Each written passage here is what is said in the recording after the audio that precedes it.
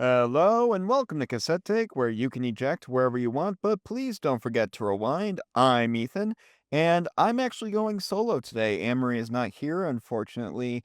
She caught a little bug. The holiday season is in just about the beginnings of its full swing, so fortunately, she will not be here on this review of Zootopia 2. Zootopia 2 being the second entry into this franchise. And the first one made $1 billion. So, obviously, going off of that alone, it definitely warranted a sequel. And I gotta say, coming out of this movie, this one, I can say with utmost certainty, it is definitely going to make $1 billion. Another $1 billion for Disney. Not like it really needs it, but hey, make a good movie, get the good monies. So, yeah, so Zootopia 2. What are my thoughts on the first one?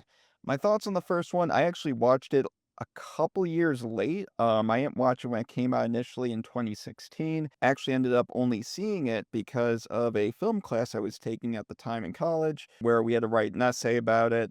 And I was really surprised. I thought it was just a movie that was initially, before going into it, I thought it would just be a superficial, anthropomorphic animal movie, about working together and companionship and all that jazz. And, I've seen this before kind of thing, maybe some referential humor and some silly gags. But, I thought it was, one of those run of the mill things. And I was pleasantly surprised by how deep the movie actually was. I mean, it definitely had its gags and plenty of referential humor, which, by the way, definitely it excels in. I think it's one of the best films out there that excels in referential humor to really enhance the world that Disney takes you through here, Disney animation, that is. And it really does succeed in just about every single attempt. And Zootopia 2 definitely does the same. But going back to Zootopia 1 here, again, pleasantly surprised. I would say if I were to rank it, because that was well before the cassette take, that I would give it a, good 9 out of 10. I think it was a great film overall. Definitely was pleasantly surprised by it. I can't give it a 10 out of 10, at least going off of the top of my head right now. I haven't seen it in a while. So, I'll have to get back to you on that. But in regards to the original Zootopia, just know that I view it very fondly. Now, going into this one, obviously, I view the first one very fondly. I had some pretty decent expectations for it. I'm not like a diehard religious Zootopia fan, so it wasn't like on my most anticipated list, but I was looking forward to it. And I wasn't expecting it to be better than the original. I was actually expecting it to be lesser than. And by the end of it, I gotta say it's pretty much on that same level, that same standard that, we're not really used to with sequels, where it actually is just about as good as the original. I'm not sure if I'm at that place of saying that it's better than the original, but it's definitely up there on that same level. At least the first go around, I had just walked out of the theater, maybe give it a couple days, I don't know. But my initial reaction coming out of the theater for this review, definitely on that same level as the first one. Lots of families going to see this movie. I guarantee you, like I mentioned at the beginning of this review, it's going to make $1 billion and then some, especially if we're coming off of something like Moana 2 from, I believe that was last year. Definitely going to be, this one is going to be following suit for Disney animation. Now, what was good about the movie? So, Zootopia 2, I think really excels with its two main leads, Judy Hopps and Nick Wilde. They are great. Their camaraderie, their back and forth is truly really fun dynamic to have, especially when they're your two main leads and where they're the main focus. So when you definitely knock it out of the park with them, everything is really, you're guaranteed to have at least a solid movie with them alone as the main leads. But we actually have a third kind of lead. I mean, I think the trailer lets on that Ke Huy Quan's character, Gary the Snake, is probably more of like, oh, hey, they're going to be working with him for a decent chunk of the movie. And they do, but I don't think they do as much together with Ke Huy Quan's Gary as the trailers do let on. Not to say that it's, his role is insignificant, but it's just not as fulfilled as I thought it was going to be, and it does its job for what the story, needs. But again, going off of the trailers, I think they kind of just let on that he was gonna have a bigger role and a larger presence in the film than what we ended up getting. Now, with that said, Gary the Snake is a wonderful addition to this team. Without giving anything away, I hope that we might see something later down the line with Gary the Snake, whether it be, something in the past, I don't know. But definitely something that I was really happy to see with Ke Huy Quan. I love Ke Huy Quan returning to the big screen, and just even if it's just a voice role, which again, nothing against voice roles, but no matter what capacity that Ke Huy Quan's in, he just does such a phenomenal job. Kind of like how Annmarie and I were talking about in our previous review with Wicked for Good. Coleman Domingo, voicing the lion, does a great job there. Excels in both live action and in voice over work as well. So, no matter what realm he's in, they both succeed so well. Now, going into Zootopia 2 here, just I think that this movie is a great way to convey deeper messages to a younger audience. And it's really a lot of complex subject matter that they utilize here throughout these movies. I mean, the first one had more of a take on racism in a way, and of course, the classic like, oh, differences and all that.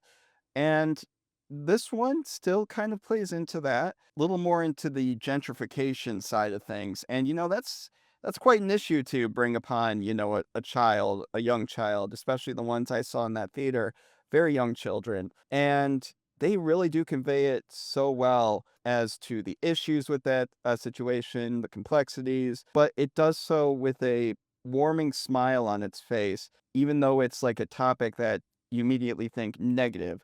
And they do convey, like, yeah, there are problems here. There are issues that need to be resolved through these resolutions that we provide. But, we don't have to just yell and, go back like this constant friction with each other to really comprehend that and get that message across. And I think this movie does a great job conveying that. So I mean it is just such a delight of a film. A lot of the referential humor, like I mentioned in the first one, really excels here in the second one. In fact, I might argue is better here in the second one. And again, it's not like Family Guy referential humor where it solely relies on that. It's got plenty of referential humor, but it's enhancing the story and the world again. So I like how it doesn't fall on it as a crutch. It's just there to enhance. And along with the general animal gags, it's very well thought out, clever humor. A lot of the references as well aren't just Disney references. It's actually some other references across other companies as well that they can get away with because it's not truly direct, but if you know, you know. So, and there's one gag specifically, one referential gag towards the third act that really got me up in a roar, and there were quite a few parents in the back that definitely were laughing out of their seats, and some of the kids were probably like, "What? What's that? What's funny about that?" But if you know, you know. And yeah, the performances in this movie, the direction, storytelling, I think is all very well done. What more can I say in regards to the positivity about this movie? But it's not perfect, and very rarely any movie perfect. And that this movie does come with its flaws. Now, a couple of them, I do think that there are some logic issues in some key sequences. Maybe it's because I was missing something, and I always say that when I'm watching something for the first time, like, "Oh, okay, maybe there was something I missed this go around, or maybe there was something that I need to go for a second viewing for to really fully comprehend it." Some would say, "Oh, well, it should have been well presented with the first viewing." You know, I don't think that's ever a great way to go about things. It's kind of like looking at a painting for a long time. The longer you stand there, the more you get out of it. So I think a second viewing definitely always enhances it. And that's why I provide that disclaimer as to like there's a huge logic issue towards a key sequence in the end. I'm like, oh, I really don't know how that works, but okay. And it's really a big scene where really relies on it as a crutch to move forward to the next sequence and move our characters forward. So again, I'll probably go back and see it a second time. I'm not sure. As it stands right now, I don't think that sequence worked because, again, just a logic issue. But if you see the movie, you might know what I'm talking about. There's some silly logic issues here and there, but they aren't hugely huge crutches enough to where I warrant it. Like, oh, I'll take off a point for that. It's a silly family movie, a very well made silly family movie, and you understand the logic for the most part, how it can be for the most part consistent, but there's those little inconsistencies that don't stretch enough on that suspense of disbelief rubber band enough where it's like you don't really think too much on. So there's a lot of that, but there's just that one sequence towards the end where it's in the middle of the third act that, again, without giving anything away, it just kind of fell apart for me there. And I'm just like, oh, okay, that I'm not sure if I'm on board with that, but again, maybe a second viewing might help. So, other than that, though, I didn't really see too many flaws. It really jumps into it, by the way. It's definitely a direct sequel. Not much time has passed. It just jumps right into it, and we just get like it really is something that I really wasn't on board with at first was just how quickly we transitioned to the main issue of why Judy and Nick are on the run here at the beginning. Because didn't we get that in the last movie? And here, with the story that they're trying to convey, it does make sense with what they're trying to do and how they're trying to present it. I just think it's like a very quick turnaround to really bring it back there so quick to, "Didn't we just have this, and why are we all of a sudden, kind of turning on these characters that got a lot of press on why they should not be viewed this way and should be trusted more." So, it that was a little harder to get behind at first, but as the movie went on, it was, and again, with the story and message they were trying to convey, I think it does a great job of it, and it brought me on board in that regard, later on, but by that point, that's when that 3rd act sequence comes in and was like, "Oh, okay, well, my suspense of disbelief is being tested here, and I'm not sure if I missed something or if this is just a straight up big logic issue," but whatever it may be, at the end of the day, I think I really did enjoy, Zootopia 2. I would highly recommend it to any families looking to see something for, the holidays, especially Thanksgiving coming up right around the corner. So I think that this is definitely a pleasant movie to go see with your families. If Wicked for Good isn't something that everyone in your family's on board with, I definitely think that there's something for everybody with Zootopia 2. So and that's why, especially, I think this one's going to make $1 billion, big B billion. So whether or not it makes more than the first one, that's going to be an interesting thing. Considering when it came out and when Moana came out, the first Moana, I think definitely excelled being a movie that came out before COVID. A lot of people during COVID were streaming it quite a bit. And then, that sequel made $1 billion. This one, we got another movie that came out before COVID, probably was I'm not sure if I have the statistics on this, but probably was streamed a crap ton as well, and I think there's gonna be a big audience that was garnered to that movie because of it, including, like, all those families that you wouldn't have gotten otherwise if, there wasn't that time to watch it. So it's built more of a following over the years, and I think that the more that I think about it, the more I think it might make more than the original, even though there are less people going to the movies nowadays than there have been in the past. So might be a little bit of a stretch for me to say, but hey, the movie's third act had a little bit of a stretch of it, itself. So stretching all around here. With that, guys, though, I will have to give this movie a rating. And I really like the back and forth that Annmarie and I typically have, where I can kind of think about what rating I'm going to give it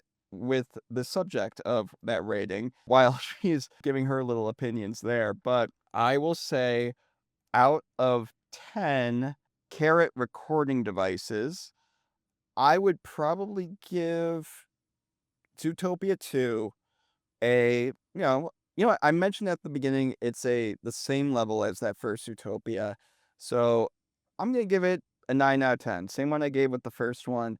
Again, it's that one logic issue towards the end that kind of subtracts that point for me. But at the end of the day, I view it the same. It gave me the big smile as the first one did.